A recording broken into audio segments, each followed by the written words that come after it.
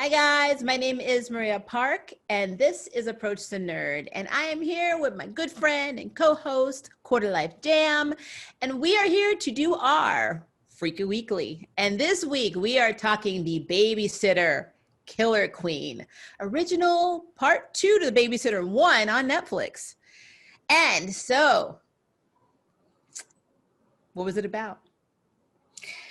So apparently, Babysitter Killer Queen was 2 years after the first Babysitter movie, where Cole is going through some kind of, I guess, trauma from that night. He's still having nightmares about that night, and he's reliving it essentially. So he goes and he goes with his friend to get his mind off of what's happening to him. And as it turns out, spoiler alert, his friend is also trying to kill him along with some others. And they basically raise um, uh, but the others from the original movie come back and try to kill them as well. And it's the whole thing, but we do have a couple of new characters and one new love interest. So it's pretty awesome, pretty fun, and I love that this movie doesn't take itself so seriously. So we're going to get into it. What did you? This movie was ridiculous. I can't even call this a horror movie. It is literally a gory comedy. This is what this is. But yeah, like you were saying, all of the bad guys in the blood cult come back. So they're basically, they apparently every 2 years they can try to come back and be successful at this blood ritual that will basically give them their lives back. And then they have all the fame and fortune or whatever they wanted, whatever they were trying to get in this ritual will happen. So they go after Cole again. But this time the twist is that his friend Melanie from the first movie is actually in the role that B had in the first movie. So, and it's very weird. And I kind of suspected it. I don't know if you were like this in the beginning, like there's a scene where Cole's getting bullied by a lot of kids because, you know, he talked about what happened in the first movie. And so they treat him like he's nuts. And so Melanie's like the supportive friend, and she's another blonde. So of course he's attracted to her, and she's standing outside. And then if you look at the background, everything's like slowing down, and like the colors get more like there's redder, like everything's redder when she's like around him. And I just thought that was very strange. And I remember thinking to myself, I bet you she's nuts. I bet you she's going to try and kill him, you know? And sure enough, that is exactly what happens. Yeah. And who is kind of strange because when they're bullying him, it's almost like nobody knows. Like, okay, so in the first movie, he had a babysitter. He was bullied because he still had a babysitter at 14 years old. And now he's claiming that his babysitter tried to kill him. And it's weird that his parents don't even say anything because the babysitter up and disappeared. So everybody thinks he's crazy for not only was he weird for having a babysitter, but saying that the babysitter tried to kill him. And there's apparently no evidence because she was really good at cleaning up. But at the same time, was something not strange to you? Because even at left off at the end of that movie where they were giving him props for basically killing what they said were 50 people, but now all of a sudden he's crazy because he said someone was trying to kill him and nobody believes him. At least his parents should say something. You're the one that hired this chick. Yeah. Well, then on top of that, she's missing. They can't find this girl. So how do they know he didn't kill the babysitter? Right. You know, it's like, but you know, seeing his parents, like they're kind of nuts themselves. So especially the father. The father is very crazy. So honestly, I mean, since this is a movie that makes fun of itself anyway, there's not going to be any realism to this. There's really not. But I mean, we have to ask these questions because that's what we do on our little podcast here. We question everything. But you make a very valid point. Yeah. The parents were not good parents. You know, they're just not good parents. I had Yeah. that question the entire time. I'm like, so nobody believes this Joker, even though he clearly something happened that night. It's almost like everybody forgot that the babysitter was even there, including his parents. So what I assumed in this movie, oh, maybe she did like some kind of little weird ritual. She had the book or whatever. Maybe she made everybody forget her or something because she was around him all the time. So I'm like, okay, well, maybe, she did some kind of ritual to make everybody forget. Nope, none of that. We're going along like nothing happened. Well, look at the adults in this. You had the first adult we see besides his parents is the school counselor. Well, technically the psychologist slash school nurse, depending on what time it is. Yeah. I mean, the stuff he was talking about, he's like, oh, well, you're sitting on the herpes couch and, you just need to get laid. It's like, I mean, but was he wrong though? he wasn't wrong, but because he didn't believe him to begin with, he wasn't right either. I mean, if you really think about it, contextually, he was not right. But then look at the school teacher. The teacher, when they invited, when we have our first character that's introduced that comes in, and right before she does her crazy ass speech, the teacher even says, I think he said something like, you crazy as shit, or something like that. Like the way they talk. Get you crazy or something like that. Bitch, you crazy. Like the way they talk is not how adults would talk in that role. Yeah. So they're crazy. And then of course, Melanie's dad he was like, oh yeah, my daughter skips every Thursday and Friday. She does her thing, nobody cares. But she took your car. The car. It's like the car was. Melanie's dad does not give he didn't give 5 shits about her. He's like, my baby is the car. What the hell about I need the car? So that just tells me right there that it's completely believable in that context that his parents don't believe shit because none of them have a brain in their head. Well, I think the only competent one was his mom, and you see when you pair her competence with the father's incompetence and then everyone else around it. You're just like, how were you even married? Exactly. It's like, well, of course, like shit's gonna go flying out the window because nobody's paying attention. Everyone, it seems like their brain fell on a nuclear reactor and they just have no clue what's going on whatsoever. They really don't. They don't. Well, like Archie, that's Cole's dad. He apparently has been getting high with Melanie's dad. So even when his son is missing, she's like, okay, I'm going to go home and wait by the phone, see what happens. If we're going to split up. And she's like, but you're not going to smoke pot, right? And he's like, no, this is way too important. She probably went out of that house in 5 minutes. He was already smoking pot and playing video games. So I was like, well, if he didn't touch it, then is he smoking the pot? Or I think what she said was doing pot. That's true. Yeah, that's true. Pot. That is true. So that's pretty much an overview of how the parentals and the adult authority figures are. Even the cop, Officer Phil. Yeah. Officer Phil is a mess. Trying to flirt with Cole's mom, like right in front of the dad. Yeah. That is awesome and amazing. Yep. And when he backed up and hit the door, like there's incompetence on all sorts of levels in this movie. Yep, there's just a problem. So I know. Let's talk about the evil characters. I mean, that's what we're gonna call them anyway. So there's 2 sets now. Yeah. So we have the original, which was we had Max, who's your favorite, Robbie Amell. John, the young MC Hammer, Black Lives Matter, Black Power. I love that he screamed that too when he was going down. He was the comedy relief as far as I'm concerned. We had Allison, played by Bella Thorne. We had, what's her name? Oh gosh, Sonia, played by Hana May Lee. Mm-hmm. These are all the ones that were originally with B in the first movie. So they're all back. But then you got Melanie, her muscle brain, no-brainer, dyslexic boyfriend, Jimmy. And then his bromance boy. I don't know what was going on with him and Diego, but Diego.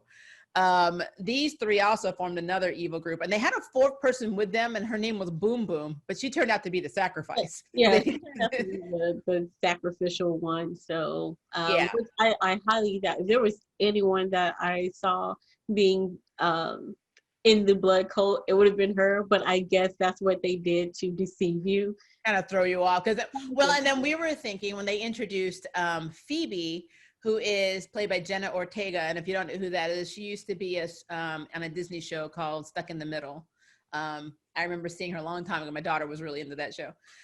She is a very cool character, but when she first comes in, I mean, she's like introducing herself to the class. You just think she's like, okay, she's probably evil. Maybe she's the new bee. Because she comes out swinging. She's like, I just look, I think, no, she said, my period is late. And I look at all of your beautiful faces because I wasn't going to keep it. But now I think I have hope for the future. Like, scream. And then she just screams out of it. Just starts screaming. And we're like, what the hell? And so that's why the teacher made that comment. But when you look at how she dresses, how she acts, how there's a rumor that she killed her parents, you're thinking, okay, maybe this is the bee. But then, of course, as horror movies and movies of this type are, it was too obvious. Yeah. So, but we'll get to her story in a minute. But yeah, so we have our two evil groups, and then we have poor Cole. I mean, I feel bad for Cole. Like, you know what I mean? It's like, man. Well, let's talk about his dress style first. Okay, and this is a huge thing. Like in this movie, I've noticed that everyone dresses like they're in a different decade. And like Melanie dresses like she's from this, like Melanie and Cole, as a matter of fact, dresses from the 60s. Cole has like this cool like corduroy like suit with the tie and the vest, like he's like late 80s actually, or early 90s. Oh yeah, it might be. Yeah. And Melanie, she's the one that dressed like she's with the 60s with the very flowy kind of dress with the vest with the tassels on it, and everyone dresses like they're in a different decade. I know I've seen someone dress like they're from the 90s. Muscle bound boyfriend dresses like he's from the actually from like the 2000s, but it's actually pretty cool to see the different styles that they took with this movie, and it really kind of like brings it to life, I think.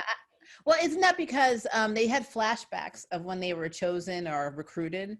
Yeah. And so like when you saw John, for instance, he was trying to rap and sing, and it was very bad. But he had like the Jerry curl. Mm-hmm. So that's definitely late 80s, early 90s right there. So I think that's actually his time period. So I think they were from different time periods. Well, I mean, like the new set of kids too. Oh, the new kids. Yeah, the new kids. Probably just follow in the trend. Like I kind of saw Melanie as boho, which is kind of completely opposite to what she actually is, like a blood cult devil worshiping bitch.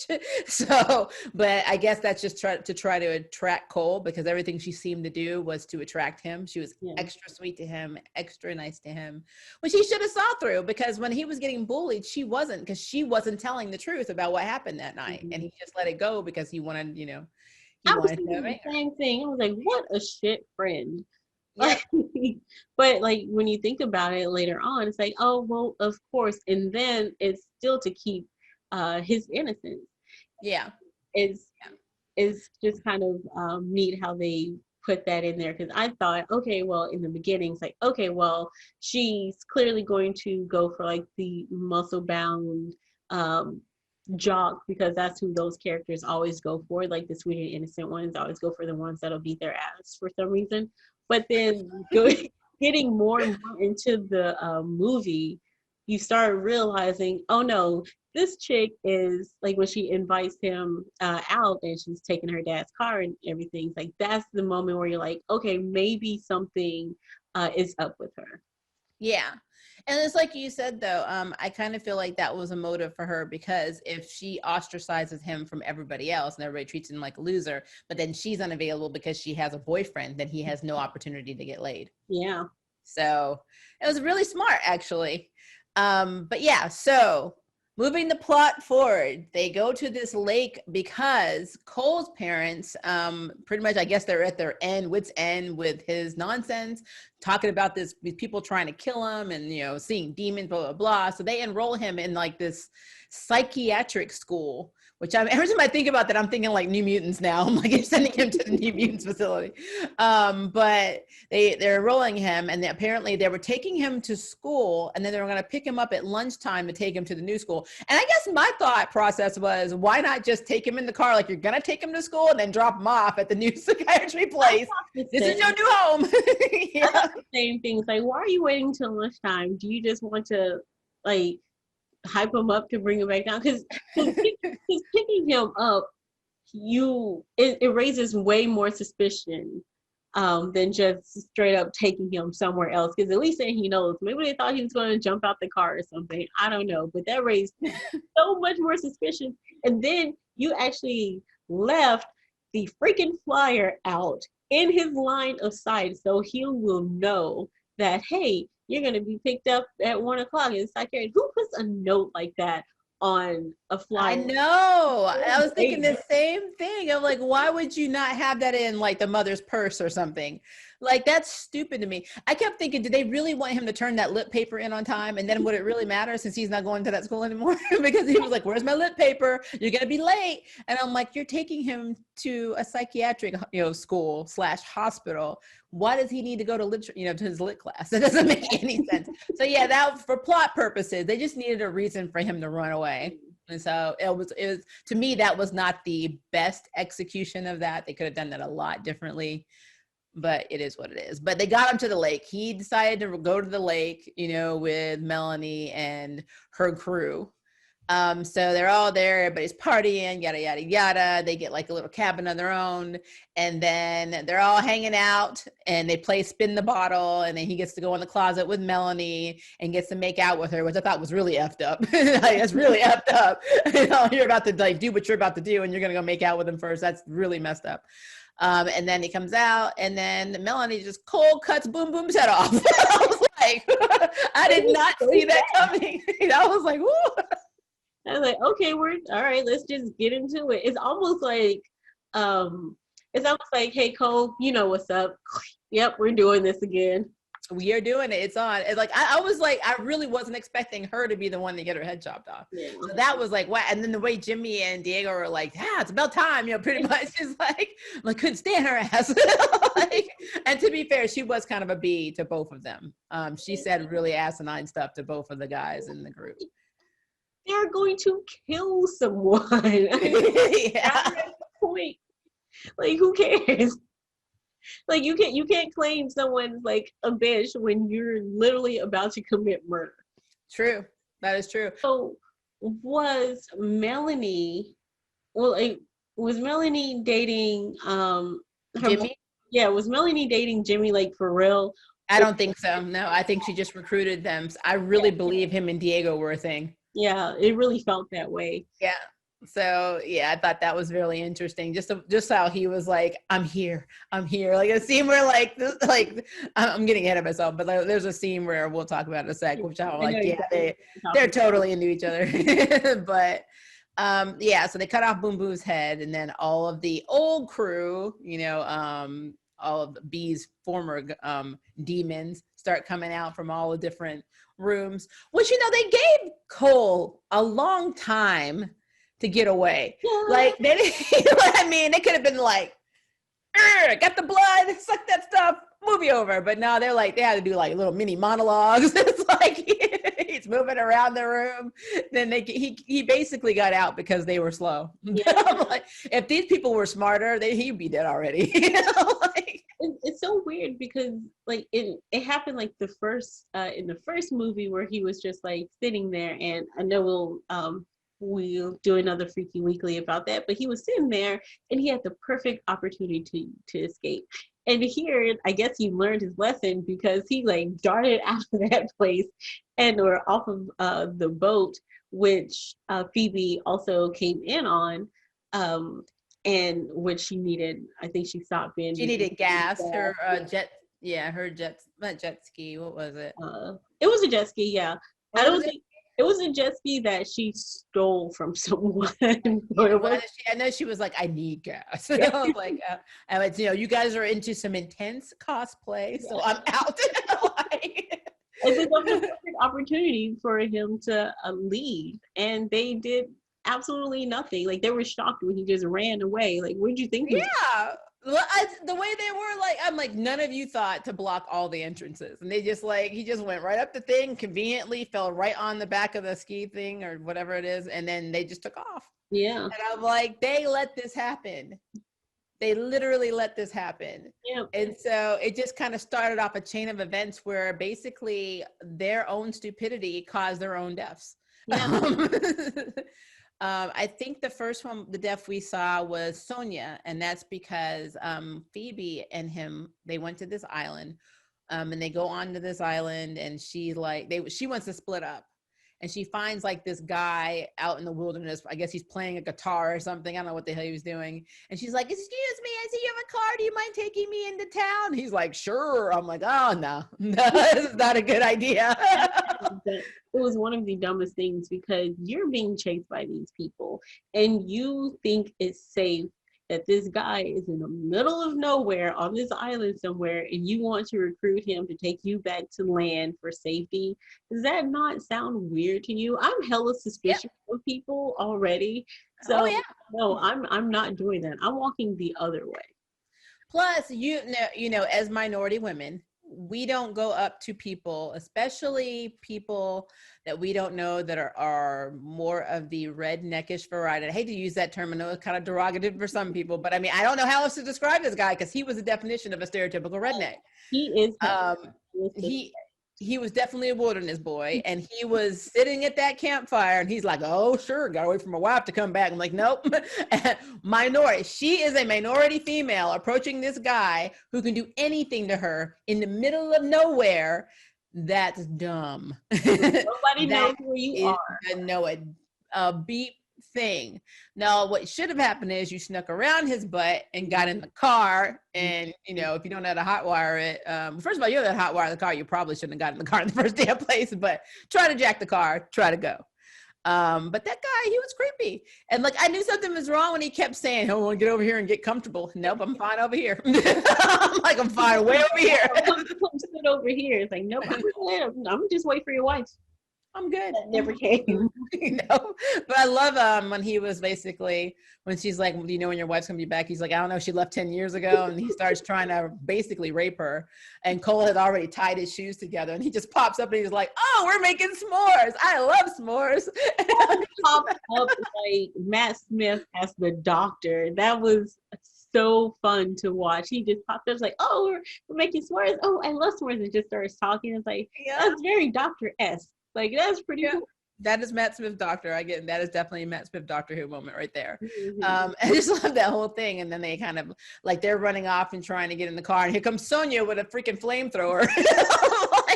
And then she first kills the rapist. She's like, "Die, rapist." She sets him on fire, which is really funny because she's evil. I'm like, she should not care that he's doing something evil. But I guess it offended her femininity that he had the audacity to try and rape a woman, even a woman she was going to kill. So she killed the rapist. She set him on fire first, and then she starts setting the car on fire. And what's so ironic to me is the car was like way here, and she was here. So the fire was like, but it's like right here. The range was, she didn't think about the range of this fire. And so they just like literally start running over her and backing over her in the car. Yeah. And there's a lot of gore in this movie. Like, but it's not gore that you kind of wince at. It's so in your face and outrageous that you can't help but to I guess watch it. It's nothing that you shy away from, which it's kind of like an upgraded B rate, like a B movie with a little bit bigger budget gore. Yeah. And the way, because they pinned her against a cliff or a wall or whatever you want to call it, and I don't know what it was. I don't know if it was like a canoe or some kind of board that straight went into her and cut her head off, which was pretty dope to see. Well, I know Bella Thorne's character, Allison, actually had a similar, she was decapitated because she was trying to shoot them. and they jumped down like this little like crevice into this canyon, and so she got stuck because of her boobs. Like, as someone who has big boobs, it's kind of a nightmare to be stuck with big boobs on a boulder, because that's just not right. So she's inching down, and she gets to where her neck is like in between the space, and they just start yanking her legs and her pull her rip her head off right off. And I'll just keep thinking, these demons are dumb. Like, they're just really dumb. So all these like demons have really weird morals. So in the you were talking about Sonia and standing up for the chick being raped or about to be raped. We have her who sat there and was trying to ask for help, and then when she couldn't get help, she started trying to shoot at him. Like, what kind of like more? And then we have to get to my favorite character. We have to get to Max, but we'll get to him in a second. But every character here has like some weird kind of moral that they like either won't put up with, or they won't stand for, or they just won't do. And that's pretty it really shows, hey, I kill, but I'm also still people, and I care. And they're all unstable in some way, except for John seemed to be the most sane one of them all, honestly, of the immediate four, because you saw the backstory. So you saw how Sonia was like working in the morgue doing makeup and saying, I'm getting you ready for the Dark Lord. It's like, what? And then you have like Allison, who literally wants to be a reporter, and she's at an audition at one of the studios, and she's like, I want to be the best reporter ever, like Gerardo, except fuckable. And then the woman's like, we will not be in touch. And she starts throwing a tantrum. She's on the thing. Like, shit. I'm like, what? And Max just likes killing people. He was working at a fast food place, and he had his hand on this like fryer with fries, and he just wanted to take this woman out. She was a Karen, I mean, to be fair, but he was looking at her like, I'm just going to take this. Your fucking head. The only one. Why was he shirtless at that place?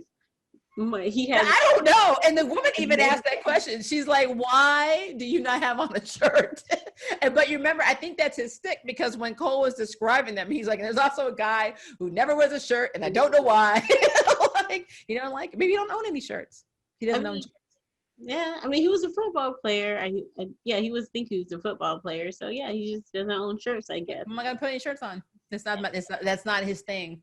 But but he was probably the truest killer out of all of them, because he enjoyed killing. And then, but you get down to John, and John was just trying to. He's like, I always want to be a singer, a rapper, an entertainer. I want to make it, even though I have no talent.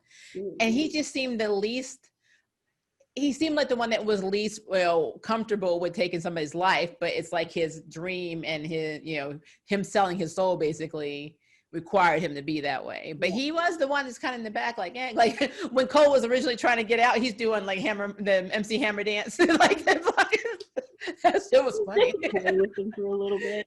Yeah, he's like, can't touch this. I thought that was funny. But yeah, so they're all nuts. Yeah. But let's talk about so they get away from Sonia, and they get away from Allison, the two girls. They're dead. So then they get on this boat. and so they need a password to get the boat to start, and like the guy who owns the boat comes out, and Max kills him. And so, but after he kills them, he starts talking about a song. He basically triggers a password for them. And what was the song? God, it just went out of my head. 75309. Yeah, so that he named his boat after this song, and so the number in the lyrics is what the password was. But the kids did not even realize this until Max himself said something about it. He said he's like, this Joker named his boat after this song, and he was like. I think it was I think it was Jenny, yeah. Yeah. So they are basically able to start it, but of course Max is holding on to the rope, and he's behind them pulling up. He actually starts doing flips and stuff. He's like jet skiing out in the water, and they're like, okay, what the hell, and I think she pulled something out of her bag. Was it a firecracker or something? No, she pulled out of her bag. It was silly string. Silly string that was flammable. Yeah, she had a lighter. Yeah, she had a lighter. Now, obviously it didn't work because he was in the water and he fell in the water, and that instantly distinguished extinguished. Plus, he's a demon from hell. I'm like, he probably likes the fire. I mean, but I will say this about Max. It's so weird that he exudes this like, I'm proud of you, buddy, to Cole. Even though he, like I say, he's one of those characters, like, I'm just crazy, I just want to kill people. But Cole, I'm proud of you. Like, what kind of weirdo? And that's why I love him. I think he is my favorite character, just because there's that like weird kind of balance. And it was tragic to see him die. He died by a propeller. He did die by propeller. That was bad. It was bad. It was pretty gruesome. One of the, I don't know which one's worse, like getting yanked off, getting my head yanked off, or dying by propeller. But like, you know, that happens. And so afterwards they kind of move on from that, and we do find them at this cabin where Phoebe's been trying to get to. Okay, so this is where I had questions, okay? Mm-hmm. You're trying to make it to morning. Oh, I know where you're going with Why not stay in the damn boat? Why not stay in the mother effing boat? Why would you park your boat at the edge of the fucking place you're at just so everybody knows what the hell, and leave the lights on? You left the lights on in the beeping and beep, beep, beep, beep, beep, beeping boat. To go up to the cabin. Now, I don't care if you are brain dead. Everybody knows you don't go to a cabin in the woods. Hell, Cole even made a joke about it. He's like, oh, a cabin in the woods. That's safe. And I'm like, so why did you go? Nothing ever happens to one in a cabin in the woods. Oh my God. I was just like, really? How much gas was in that boat, man? You could have gone to another port where there was authorities. You could have done something. Why? Stay in the water. Like, it's harder for them to get to you in the water. And then the best part about that is when they go up, you have this basically a basement, this underground area in the cabin where they can't get to you. Why start playing music and Yeah. are you just trying to get them to notice you? What is the point? You're trying to hide out until mornings. Like, just it would have been fine. You can do all your freaky dicky stuff like after you survive. It makes no sense. My first thing, cut all the lights off, be quiet, and we finna, wait this out. Like, I'm not cutting on. I can't even remember what song was playing, but there was it was the Alice song. What was it? From Alice in Wonderland. Well, it's actually an older song than that. It's gonna bother me. I'm actually looking it up because it's bothering me now. Okay, we're looking. I will continue on, but yeah. So you're playing this song, and you say Alice in Wonderland because Phoebe really did. She makes a mention that she wanted to be Alice and go on all kinds of like little adventures and stuff. But it's one of those things where you should know better. Like, everything that you guys have done, it seems like you're advertising your whereabouts, and I have no clue why, because they end up finding you anyway. Did you find the song? I think it's Alice Through the Looking Glass. The song we're standing of a 3-year hiatus for 36. Yeah, it's the Alice Through the. It says Just Like Fire. No, that's not. I don't think that's right. I remember that this song, and I'm kicking myself because I know this mother effing song is one that has been done before, and and Pink redid it. And I don't want to play it because I don't want us to get like copyright claim or strike. So I don't want to play it, but I mean, I'm gonna still look for it. I want to say it's right. It's White Rabbit. That's what it is. It's called White Rabbit. Right. And so when he danced, he was dancing with her, and he had all these like visions in his head that were kind of weird. I think he had. Oh, you mean the song they were dancing to? So the White Rabbit was the one they started playing when they went into it, yeah. But the song that they were dancing to was, I think, like an older disco song, maybe. It was. It's oh no, what was it? Don't let this bother you. Oh, it's gonna be in my head, guys. No. Okay, just keep talking. I'm gonna find that now too. So they were dancing to the song, and he had this weird kind of daydream about, like, everyone was there, all like the killers were there, like while he was dancing with Phoebe, and then they get down and they start getting busy, which Yeah. I don't know. What is it with people in these situations, be it like horror movie scenarios, just it seems to only happen with horror movie scenarios. Why do you choose to get freaky while bad things are coming for you? Like, Because that's in every horror movie. I don't know if maybe they feel like they'll never have a chance to have sex or have sex again, so they just do it. And I think it was "Bust a Move" by Young MC. was it Bust a Move? I think it was "Bust a Move." So the soundtrack basically shows Queen, which is Killer Queen. There's Fish Heads, which is the name of the song by Barnes and Barnes. Mm-hmm. The Final Decision, I Feel What You Feel.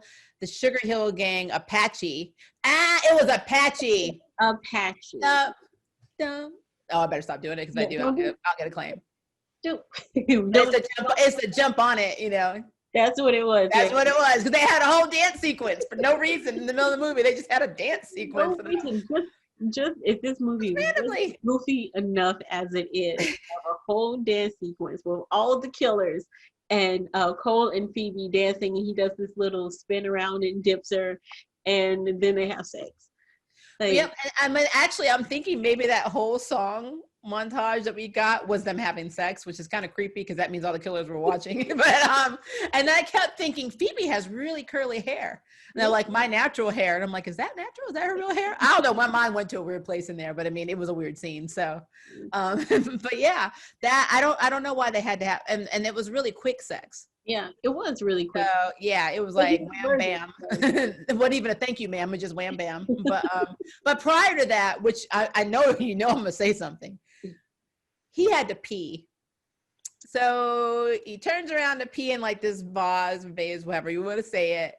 And he says, I have a weak stream. The doctor said it's normal though. And so I don't know why Phoebe was doing this. She's looking away from him. So he can't see her face, and her eyes are like, yeah. And she starts to back it up, and then she turns around and she scares the crap out of him, and then he turns around and he basically pisses in her face. Yeah. But my question is, why bother making this face and reacting when he can't see you to begin with? His back is towards you. He can't see you. He's facing in the opposite direction, peeing. So he wouldn't know if you were freaking doing a cartwheel, a split, shim-shang, whatever. I don't understand that at all. I don't even understand what she was trying to accomplish in that moment, but it was stupid. Maybe her reaction was for us. Maybe it was just a weird non-fourth she wall. broke the fourth wall. Yeah.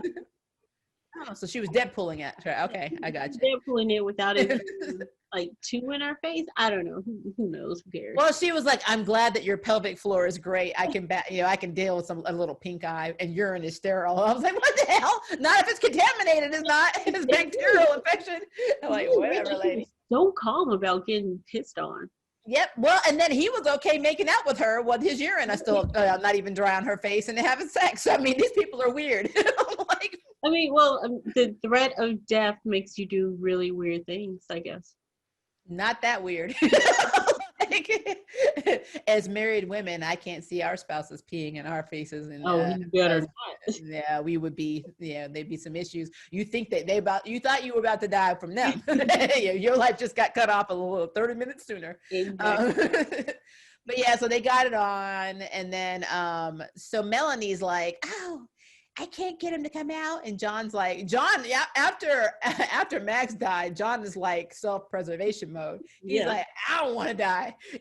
Every time we go against this guy, he's a super genius. He kills us. I don't want to die. I think he did mention too. He was like, I was the first to die in the last movie. I'm not the last time. He's like, Jordan Peele's Get Out movie helped a lot. Now I survived. That was funny. But now, but Diego and Jimmy, they decided they didn't want to do anything. They were done. They were like, we're out. This is messed up. This is not what we signed up for. So Diego he explodes. Yeah. Or like she makes him. I think she made him burn up as well. She said this, that, I or think maybe because they broke the pact with the I think devil. it I was don't because know. they broke the pact because they decided because it's a blood pact, and Yeah. once you decide that you're in this, I think that's what happened when they tried to get out of it. Because that's why she said that's not how this works. When they Yeah. tried to walk off, and then both of them just went and But it was like Diego died first, and Jimmy's like, Diego! It's like that whole anime moment where the guy's like, Matsuri! Screaming for like 5 minutes of him. And you're like, it would have made it better if he picked it up and it's just ashes in his hand. That yeah. in the So, and that's the second time he acted like his boyfriend. The other time was back with the guy who was trying to rape her before he, after he got set on fire. The group shows up when Sonia gets killed, and they're hiding under a car, and there's like a rattlesnake crawling up Cole's leg. And I'm telling you, Phoebe's got some mad skills, because that rattlesnake went to strike, and she caught its head in midair. Yeah. And was holding it so fast. That was fast. And then, but Diego heard him grunt, and so he went to look, underneath the car. So she let the snake go, and it lashed out at him and missed him. And he's like, ah! And so here comes Jimmy. He's like, I got you. I'm here. I was like, as a queer woman, obviously I am not anti-LGBT, but that shit made me laugh so hard. I don't know what it was about these two guys. It may be because they reminded me a lot of was it Marlon Wayans in the Scream parody movies? Oh yeah. Anna Faris, who was gay, but he was like in the closet, so he kept making his girlfriend pretend to be a guy and wear his best friend's like uniform and stuff and turn around. It reminded these two characters reminded me of that, so that's probably why it cracked me up so much. But so yeah, so back to the cabin. So John is like, I don't want to die. Melanie is like, that's fair. Yeah.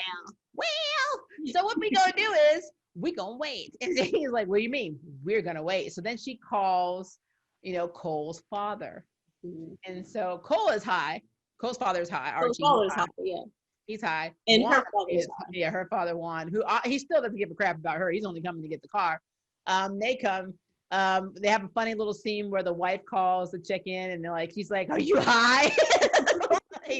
And they're like trying to pretend not to be high, whatever. And then Juan thinks he hung up on her, and she's like, I can still hear you. And she starts calling him, you Joe Exotic looking. Click. Call her back. But that whole scene was hilarious. But like, she basically, Melanie gets the fathers to come up there because she's gonna play on the fact that his Cole's dad already thinks he's crazy and is trying to put him in a psychiatric hospital. So she's playing on that. So he gets there, she's like, oh my God, I don't know what's wrong. He's not like himself. He thinks I'm evil, so I better stay back here. And I'm like, oh Lord. Even when they go in there, and she's trying to the dad's like basically coerce them enough for them to come out. Because even Phoebe was like, this is trap, right? But Cole's so concerned for his father that he does come out. And when Melanie and John come in, Melanie plays up that whole, it's me, Cole, it's Melanie, you remember me, like that whole innocent act. Yeah, she's good at it too. She really is. That she switched it so fast. It was very creepy how easily she switched that back and forth. But so of course the father he fell for it because he's not that intelligent, and he fell hook, line, and sinker. And so he talks him out. So they get it, like Cole and Phoebe are running out, and the father I guess is kind of taking out. He went after Cole. So Cole tells Phoebe to keep going, and then Cole's going to talk to the father, and like the father's like, I'm here, I'm not gonna leave you. But he takes like a needle and sedates him. And I was thinking, shit. Well, that's the thing too. Like when his father was trying to like, come here, I'm not, I believe you, blah blah blah. Like in my head, because this is how paranoid I am. In my head, I'm thinking he's about to do something. He might not, try to kill him or anything, but there is something. It's just hella suspicious. And he's trying to bring his son back. So yep. I would have never fell for it. And the moment he stuck that needle in his shoulder, I was like, yep, there it is. You dumb baby boy, Cole. good. And I mean, it's sad, but I get it. It's his dad. He trusts his dad. He has a very good relationship with his dad. His dad's kooky, but he knows his dad loves him. Oh, I don't think he was thinking of all the people that his dad would be the one that would do that to him. So, but but this is a movie though, and it's a movie. Yeah. Now me and you are different people. Yeah. Number one, we don't really have the best relationships with our bio dad. So it's not like if my dad came up and was like, "Hey," I'm like, "Oh hell, you definitely in the group." Like, nah. Me too. Like, but and my thing is like, dude, you trusted Melanie. Look what trusting her got you, and now you trusted your dad, and you got a needle in your arm. I'm surprised you didn't have, any more trust issues up to like this point. Yep, because I sure as hell would. I was like, "Nah, we're done." Like, but so he's drugged and in the car, and his dad like there. So two things happened that I thought were funny. So he basically is in the car, and I guess I don't know if the car alarm went off, and then he got Cole was locked in the car, and his dad's like, "Let me open the door," and he was like, "No," because he just was coming to, and he heard the alarm. I think the alarm woke him up. And so the dad locked himself out of the car. So, Cole's able to take off. Simultaneously, you have Phoebe battling it out with Melanie. And I'm like, Melanie, with that blood bond or blood oath or whatever you want to call it, she got some mad fighting skills. Yeah, she does. Because Phoebe, I will say Phoebe was whipping her ass. Like, she was whipping her ass, but Melanie was doing like, she was posing like she was in some of the Chinese martial arts movies. So I was like, in heels. I was very impressed. And we did miss a very, I guess it's not important, but an event that happened while Cole's dad was running after him. Juan. Yeah, go ahead. Yeah. I know what you're talking about. So Melanie tries to leave, and Juan grabs her and tries to ground her. So she cuts. For taking the car, not for skipping school. Not for skipping school, not for like being nothing else except taking the car. And so she cuts off his arm, and then he tries to. I forgot what he said, but he tries to like ground her again, and then she cuts off his other arm and then stabs him. And it's just one of those things where, of course, that happened. It's not like he was the best father. Because he only cared about his vehicle, but I think he was just so high because he didn't really react to her cutting off his arm the first go round. He was still talking. He's like, "You are grounded, young lady." I'm like, you should be more concerned of the blood loss. Like, you really should. And then also in that moment, we see John die because there was I think it was an antler shaped kind of or something. Like a moose or something like that. That fell on him, and I think that was the most ridiculous death scene. I had to pause. I had to rewind and pause it, and I was like, okay, it fell from him here. How did it one of his pop up and come out of his eye? Y'all just wanted that gag where his eye's sticking out, but physically that doesn't make any sense. But he is crushed to death by a antler moose chandelier thingy, whatever it was. Well, we know the laws of physics in this movie are pretty much reinvented to begin with, so and the laws of logic. But yeah, that was a very messed up. I forgot about. But I love when he does that later, so I won't get ahead of myself. So Cole gets a call from Melanie because now Phoebe's tied up, and she's using Phoebe as bait to get Cole to come find them. And so he comes there, and she gets him, and she ties him to a chair, and she does like all, they always do the speech of why they're doing stuff and blah, blah, blah. And then B comes. So B's back. And B floats out of the water. It reminded me of, I don't know if you've ever seen the movie Beowulf, but it reminded me of when Angelina Jolie kind of came out of the water. She looked badass. I was like, oh, okay, do you, girlfriend, just floating out of the water. Yeah. Well, and then and this is what I loved about that scene too, is just like you knew who was in charge. It wasn't Melanie. Yeah, It was always B. it was always B. Always be. But you know, they're all there. He holds his arm out and they have like an IV. Like, because you know, that's what good blood cults that are sacrificial do. They give you a needle in the arm. I Yeah, mean, I kind of feel like they might have even sterilized it. I don't know. Alcohol, it bro. was very nice of them. Like just to they tied him up. They were looking. They looked for his vein. They found it. They just drained him a little bit, and that was it. Yep. Should have given him a cookie afterwards. I mean, Well, want a lollipop?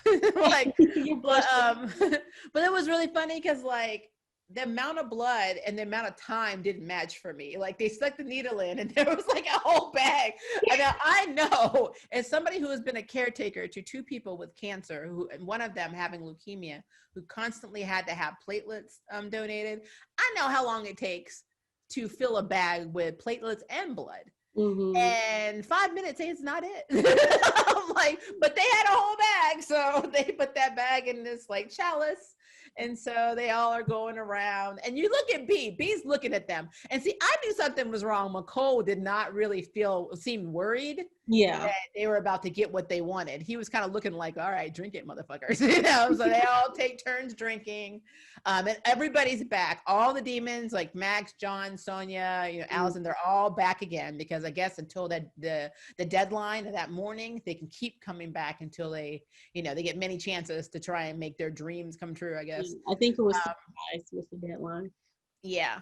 So they all drink the blood except for B, and then they start puking, and then they start like getting sick, and then B's like, "Huh? Do you want me to tell them? Or are you gonna tell them?" And then basically, I just had sex.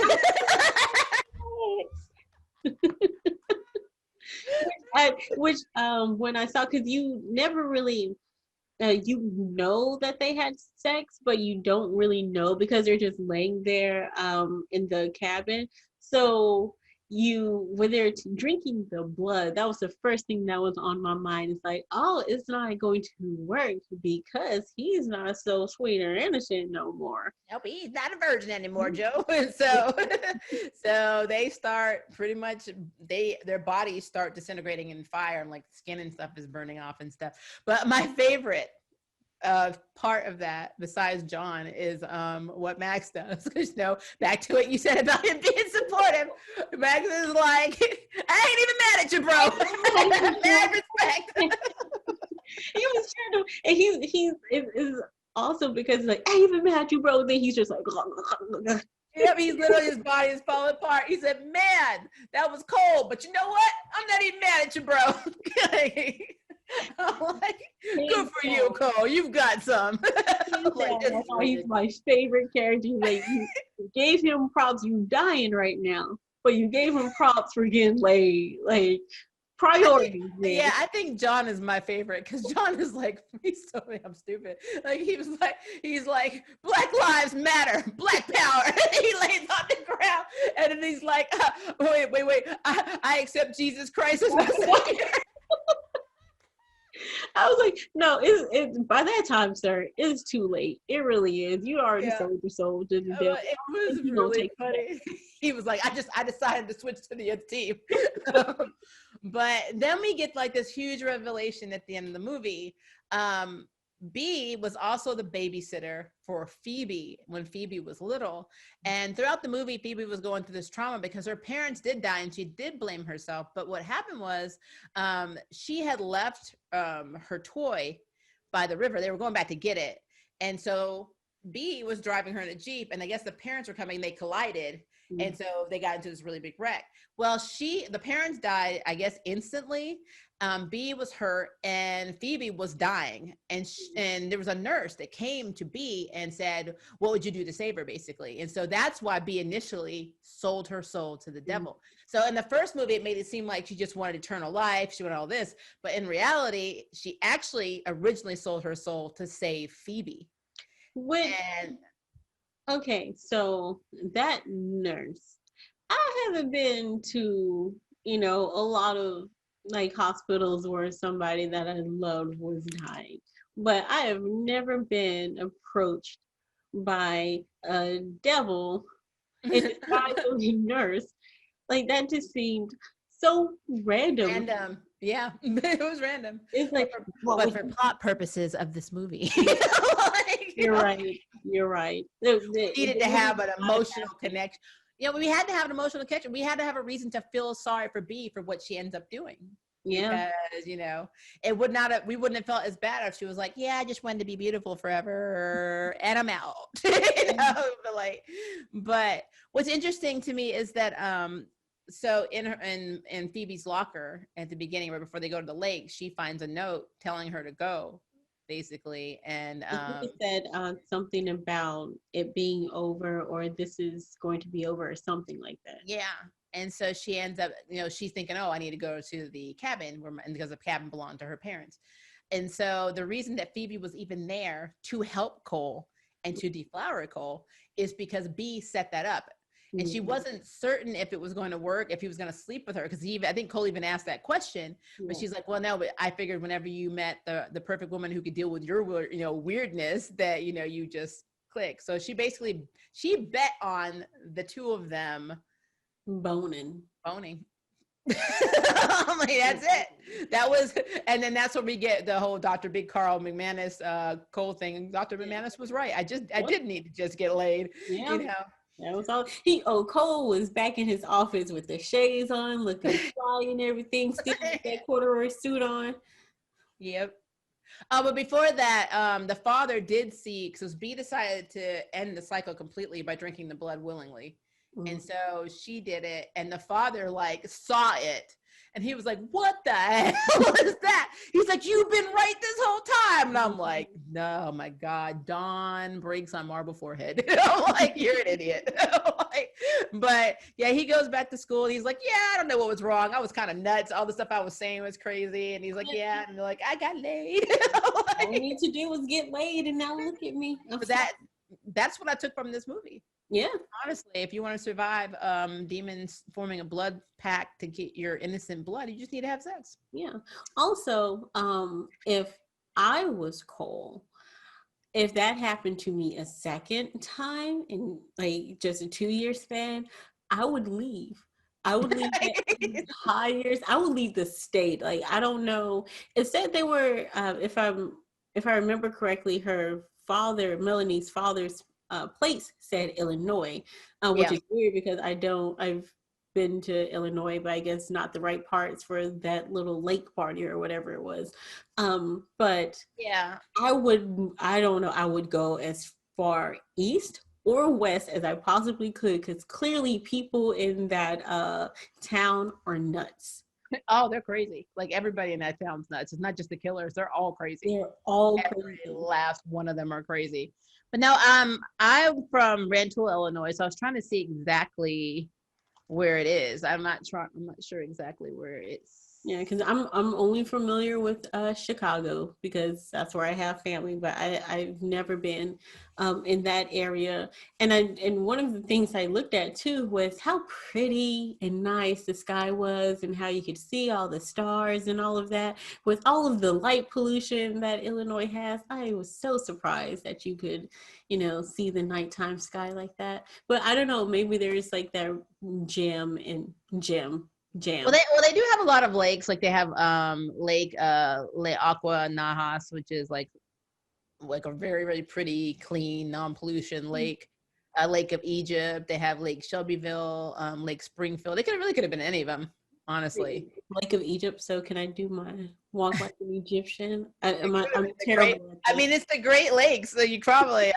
But yeah. I mean, honestly, it could have been anywhere. It could have been Lake Michigan. It could have been Rend Lake. It could have been any of those places. I don't know if they specified, because I wasn't paying attention, because I think I was more shocked at the fact that I knew something was about to happen and were like stupid. So, but yeah, I was pretty like impressed with this movie. I just had questions. So, like, now I wonder, since they get to try every 2 years, by them actually failing, does that mean that's it? They can never do it? They had that one shot. They actually, this is the conclusion. They can never be reborn in 2 years. Right. Well, because also, if I know they did it, that wasn't the only, Cole wasn't the only child.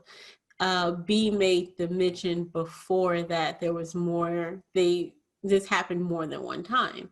So I'm wondering if she was like the ringleader, and the reason why she drank it is because it dies with her.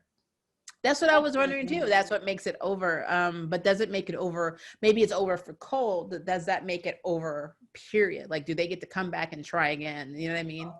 Because it seems like every 2 years, it seems like every 2 years they get to come back. I don't know. Yeah. But it's a weird out. You would think that after the first time, that's it. You didn't do it. Contract void. There's a pink slip down the hill. I don't understand why you get to come back every 2 years. It's like I don't know. That was a weird one too. Also, like I said, if it's one of those things where it's like, okay, you failed this time. Like, how many chances like do you get? Or maybe like this was like the final time. It's like, okay, well, if you guys can't get it by like year 5 or 10, you're done. Like, that's all you get. That's all you get. 25 years. I mean, it's kind of like how if you look at the Arrowverse with Oliver Queen, it's like how he really wasn't on the island for 5 years. He was just taking like sabbaticals. Like, we're not. My name is Oliver Queen. I was on this island for a millisecond till I got off. We're not even gonna talk Arrowverse. That's a whole other. It's just like the get out of hell card. Yeah, we're in hell for 24. Wait. But somehow we're able to leave hell every 2 years. Like, we are the special crew. Like, not everyone has access to this. Like, well, and then also something that's so creepy is one of the lines that Allison says is the devil gives good head. Yeah. And I was done. I was like, okay, all right. Now you know.